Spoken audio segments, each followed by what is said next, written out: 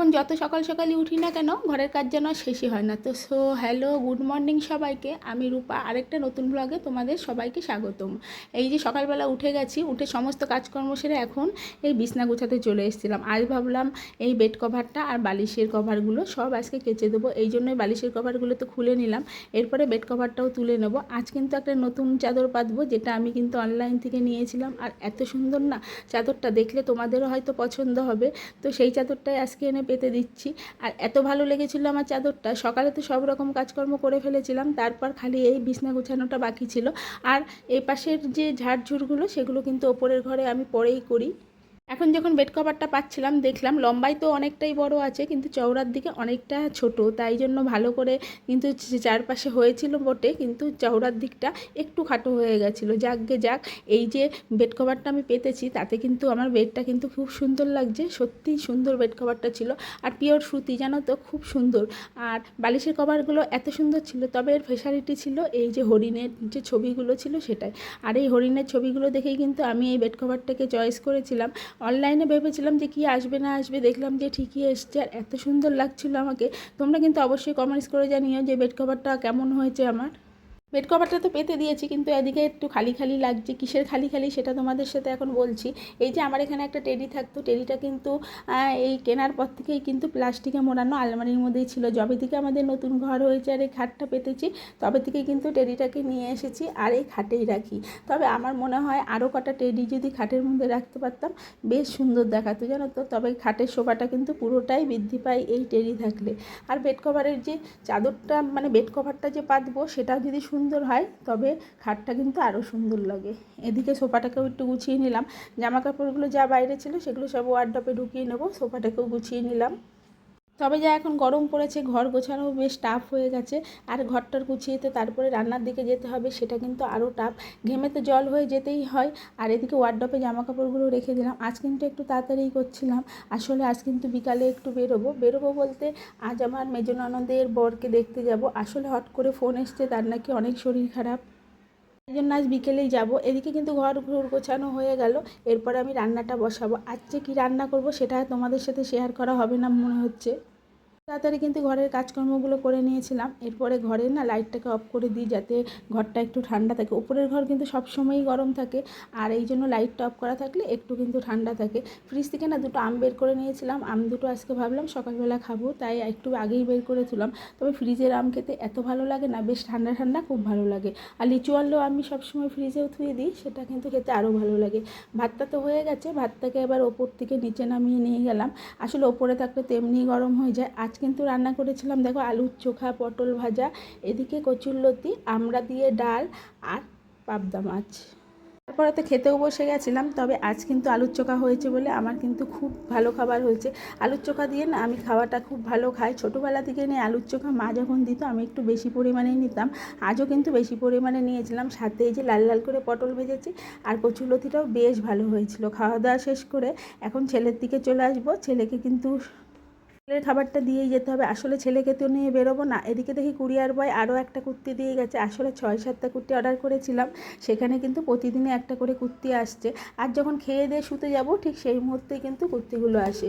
আর এদিকে ফ্রিজে কিন্তু কিছুটা আম ঢুকিয়ে রাখছিলাম, আর বাকি আমটা ভাবছিলাম যে নিয়ে যাব আজকে ওই ননদের বাড়ি। ওরা আম খেতে খুব পছন্দ করে। ফ্রিজ থেকে খানিকটা আম বের করে নিলাম, আর ঠান্ডা জলটা বের করে নিলাম, যেহেতু ছেলে বাড়ি থাকবে। ঠান্ডা আর এই যে ফ্রিজের জলটা আর এমনি জল একসাথে মিশিয়ে দিয়ে গেলাম, যাতে ও 2 বোতল জল খেতে পারে। তখন ফ্রিজের জল ছাড়া কিন্তু এখন একদমই খাওয়া যায় না, তাই জন্য সব মতো গুছিয়ে ধুয়ে ছেলেকে একটা পেয়ারা খেতে দেবো। পেয়ারাটা ফ্রিজে ছিল, খানিক আগে বের করে নিয়েছিলাম। তারপরে এই যে পেয়ারাটা নিয়ে আমি কিন্তু ওকে কেটে দিয়ে দেবো।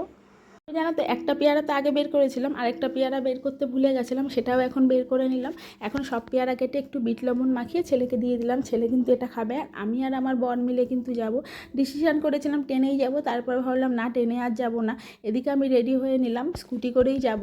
আর স্কুটি করে যেতে না আমার ভীষণ ভালো লাগে, হাওয়াটা লাগে। ট্রেনে তো প্রচুর পরিমাণে ভিড়, এই জন্য আর ট্রেনে উঠবো না। আমি কিন্তু সাজগোজ করে রেডি হয়ে নিলাম। প্রচণ্ড গরমে কিন্তু ঘেমে যাচ্ছিলাম। সাজগোজ বলতে ওই মুখে একটু ক্রিম দিয়েছিলাম, সাথে একটু ফেস পাউডার, একটু লিপস্টিক আর একটু কাজল, ব্যাস। আমার কিন্তু সাজগোজ সারা। এখন তো পুরো এত ঘেমে ঠেমে এক হয়ে গেছে, কি আর বলবো। কপালের টিপটা উঠে গেছে, এখন একটা টিপ সুন্দর করে পরে নিলাম।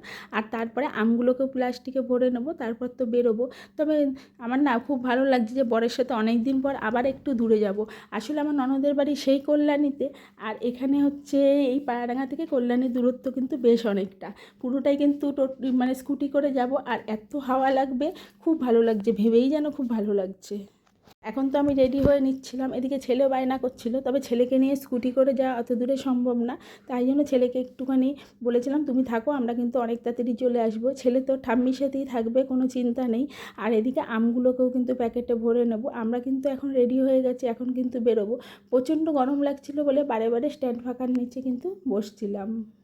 পাখার নিচে বসলে না বেশ ভালো লাগে, জানো তো, হাওয়াটা পুরো একদম সারা শরীরে লাগে আর বেশ ভালো লাগে।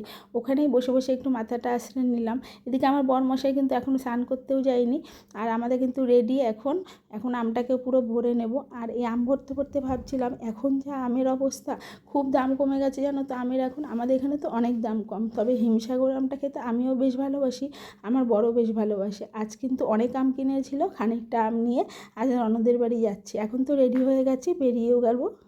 যখন বেরিয়েছিলাম এত পরিমাণে হাওয়া বইছিল না, খুব ভালো লাগছিল জানো তো। আর এই যে রাস্তা দিয়ে যাচ্ছিলাম, আমরা কিন্তু ভেতরের রাস্তা দিয়ে যাচ্ছিলাম, যেটা হচ্ছে চাকদা হয়ে যায়। এই ভেতরের রাস্তাটা দেখো, আশেপাশে কিন্তু এত সুন্দর ছিল, আর রাস্তাটা কিন্তু লোকজন খুব কমই ছিল। আসলে এখন যা গরম, সন্ধ্যা না হলে কিন্তু লোকজন বেরোয় না। আমরা ওই 4:30 পৌনে 5টা নাগাদ বেরিয়েছিলাম, তখনও কিন্তু এই যে ভালোই রোদ, চারপাশটা এত সুন্দর লাগছিল দেখতে। এখানে যে মন্দিরটা, একবার ভাবছিলাম এই মন্দিরটা একবার আসবো, কোনো দিনই আসা হয়নি। তবে এই রাস্তাটা দিয়ে আমি যখন লকডাউন ছিল, কিন্তু টানা 1 বছর অফিসে এই রাস্তাটা দিয়ে গেছি। এখন দেখো চাকদার মধ্যে ঢুকে গেছি। তবে চাকদা যে স্টেশনের পাশে রাস্তাটা, প্রচুর জাম থাকে জানো তো। তখন আমরা তো বিকাল বিকাল গেছিলাম বলে এতটা জাম ছিল না, তবু প্রচুর পরিমাণে জাম ছিল। এখন দেখো আমরা কিন্তু শিমুরালি পার হচ্ছি, আর এই শিমুরালির এই মা তারার মন্দিরটা খুব জাগ্রত। আর পাশে যে বড় বড় পুকুর ছিল, সেটাও তোমাদের সাথে দেখিয়ে দিলাম। এই পুকুরে প্রচুর মাছ থাকে। তবে এই রাস্তাটা জানো তো আমার পুরো মুখস্থ। আর এখন চলে এসেছি পুরো মদনপুরের গেটে, আর যে দেখো গেট পড়েছে, আর আপ ডাউন দুটো ট্রেনই একদম যাচ্ছিল। তারপরে দেখো এইটা চলে গেল বিরোহীর রাস্তা, যেটা গেটে চলে গেছে। আর আমরা শান্তিনগরের রাস্তা দিয়ে ঢুকে গেলাম। আসলে আমার ননদের বাড়িটা সগুনাই, সেখান থেকে যাব, তাই শান্তিনগরের মধ্যে দিয়ে চলে গেলাম। তবে এখন অবশেষে কিন্তু সগুনা পৌঁছে গেছি। যাওয়ার সময় আম নিলে তো হবে না, খানিক মিষ্টিও নিয়ে যাচ্ছি। আসলে আমরা অনেক দিন পরে যাচ্ছি, একটু মিষ্টি না নিলে হয়ও না।